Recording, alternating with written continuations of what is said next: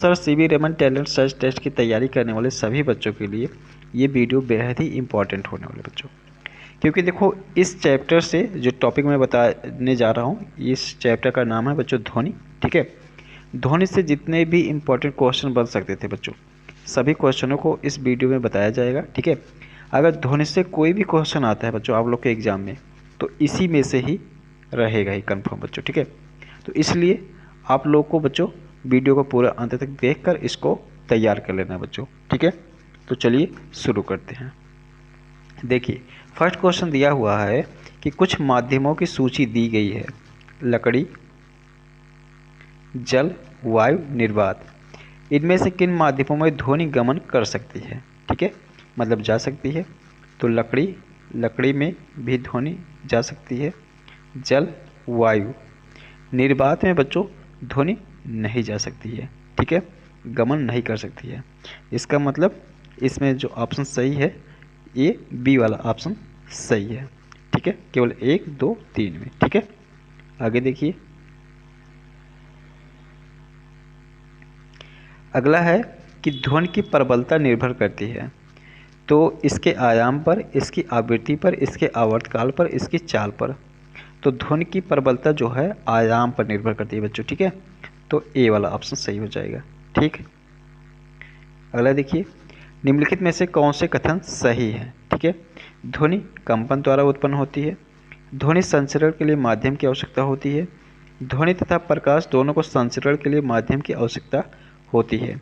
तो बच्चों ध्वनि के लिए तो माध्यम की आवश्यकता होती है, लेकिन प्रकाश के लिए प्रकाश संचरण के लिए माध्यम की आवश्यकता नहीं होती है।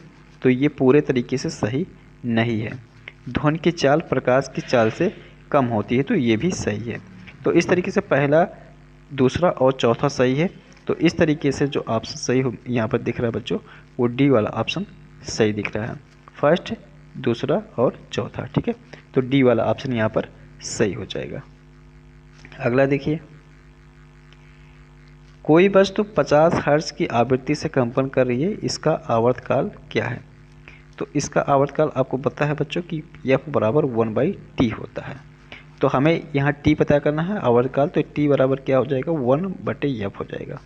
और 1/f, एफ का मतलब 50 हर्ट्ज, तो इसको इसके जगह 50 रख देंगे बच्चों, 2 से इसे गुणा कर देते हैं तो कितना हो जाएगा? 2/100 हो जाएगा।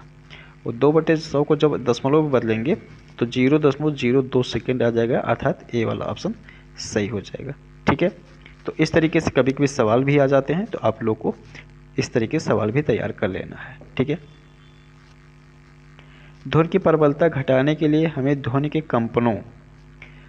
प्रबलता अगर घटानी, तो ध्वनि के कंपनों की जो संख्या है बच्चों, उसको यहाँ पर उसके कंपनों की आयाम घटाना होगा। ठीक है, कंपनों के आयाम को घटाना होगा। अगर ध्वनि की प्रबलता को घटानी है तो ध्वनि के कंपनों का आयाम को घटाना होगा बच्चों। ठीक है, तो ये सी वाला ऑप्शन सही हो जाएगा।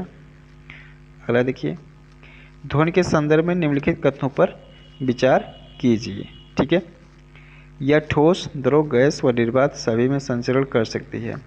तो ये पूरे तरीके से सत्य, ये सही नहीं है बच्चों, क्योंकि निर्वात में ये गमन नहीं कर सकती है। इसकी तीव्रता प्रबलता डेसिबल में मापी जाती है, तो ये सही है।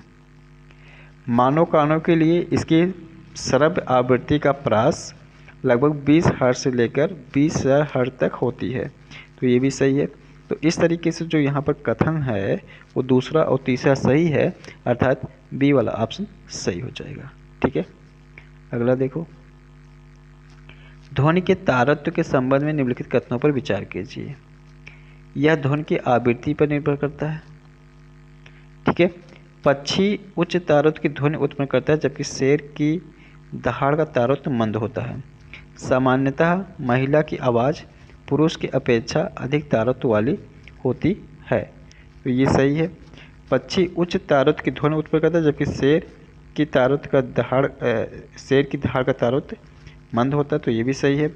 सामान्यतः महिला की आवाज़ पुरुष की अपेक्षा अधिक तारत्व वाली होती, तो ये भी सही है।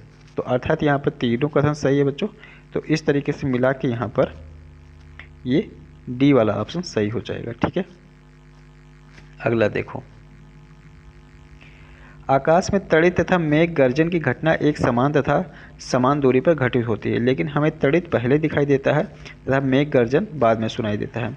आपने देखा होगा बच्चों, बरसात के समय में जब बिजली कड़कती है तो आपको प्रकाश पहले दिखाई देता है, उसके बाद जो आवाज़ होती है कुछ देर के बाद सुनाई देता है।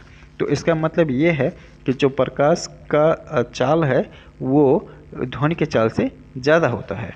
ठीक है, तो देखो कारण में भी लिखा है प्रकाश सभी माध्यम में संचरित हो सकता है परंतु ध्वनि निर्वात में संचरण नहीं कर सकता है। तो कथन बच्चों दोनों सही है, ऐसी बात नहीं है, लेकिन यहाँ पर देखो कथन और कारण दोनों सही है परंतु कारण कथन की सही व्याख्या नहीं है, अर्थात बी वाला ऑप्शन सही हो जाएगा। ठीक है, अगला देखिए, 1 हर्ट्ज बराबर होती है, तो 1 हर्ट्ज जो बराबर होता है वो 60 कंपन प्रति मिनट के बराबर होता है, अर्थात सी वाला ऑप्शन सही हो जाएगा। अगला देखें, ध्वनि का तारतम्य ज्ञात किया जाता है इसकी आवृत्ति से, इसके आयाम से, इसकी प्रबलता से, इसके चाल से। तो ध्वनि की जो ध्वनि का तारतम्य जो होता है वो इसकी आवृत्ति से ज्ञात किया जाता है बच्चों। ठीक है, तो ये हो जाएगा। परासरब ध्वनि के कंपनों की आवृत्ति कितनी होती है? परासरब का मतलब ये होता है जिन ध्वनि को हम लोग नहीं सुन सकते हैं, मनुष्य नहीं सुन सकता है, उसे परासरब ध्वनि कहते हैं। तो ये कितना होता है? 20,000 हर्ट्ज से ज़्यादा होता है। ठीक है, ध्वनि तथा प्रकाश तरंगे दोनों ही संचरित हो सकती हैं, निर्वात में, वायु में, ए तथा बी दोनों में, इनमें से कोई नहीं। तो वायु में दोनों तरंगे संचरित हो सकती हैं, तो बी वाला ऑप्शन सही है। ध्वनि की प्रबलता समानुपाती होती है, तो ध्वनि की प्रबलता जो है बच्चों आयाम के वर्ग के समानुपाती होती है, अर्थात ए वाला ऑप्शन सही हो जाएगा। आगे देखिए, एक संगीत कार्यक्रम में सितार वादक सितार बजाने के पूर्व सितार के तारों में तनाव को समायोजित करता है। इस प्रकार सितार वादक ध्वनि की तीव्रता को समायोजित करता है, ध्वनि के आयाम को समायोजित करता है, अन्य वाद्य यंत्रों की आवृत्ति से सितार की आवृत्ति को समायोजित करता है, ध्वनि की प्रबलता को समायोजित करता है। तो बच्चों ये सी वाला सही है, अन्य वाद्य यंत्रों की आवृत्ति से सितार की आवृत्ति को समायोजित करता है। अगला देखें, एक मच्छर से आवाज़ तब उत्पन्न होती है जब यह प्रति सेकंड 500 कंपन की औसत दर पर अपने पंखों से कंपन करता है। कंपन का आवर्तकाल क्या है? तो कंपन का आवर्तकाल टी बराबर 1/f हो जाएगा। तो 1/f का मतलब कितना हो जाएगा? 500। तो जब इसको बदलोगे बच्चों दशमलव में तो ये आ जाएगा 0.002 सेकेंड आ जाएगा, अर्थात बी वाला ऑप्शन सही हो जाएगा। अगला देखो, किसी वस्तु की अपनी माध्य स्थिति के इधर उधर अथवा आगे पीछे होने वाली गति को जो ध्वनि उत्पन्न करती है कहते हैं, तो ये बच्चों कंपन कहते हैं। ठीक है, डी वाला ऑप्शन सही है। हमारे स्वर बॉक्स में कंपित होने वाले भाग को क्या कहते हैं? तो ये बच्चों इसको हम लोग कहते हैं वाक रज्जु। ठीक है, सी वाला ऑप्शन सही हो जाएगा। ध्वनि की प्रबलता का मापन किया जाता है, तो ध्वनि की प्रबलता का मापन डेसिबल में किया जाता है, तो ये सही हो जाएगा। अगला देखें, ध्वनि की प्रबलता बढ़ाने हेतु ध्वनि के कंपनों की आवृत्ति बढ़ानी होगी बच्चों। ठीक है, कंपनों की आवृत्ति बढ़ानी होगी, अर्थात बी वाला सही हो जाएगा।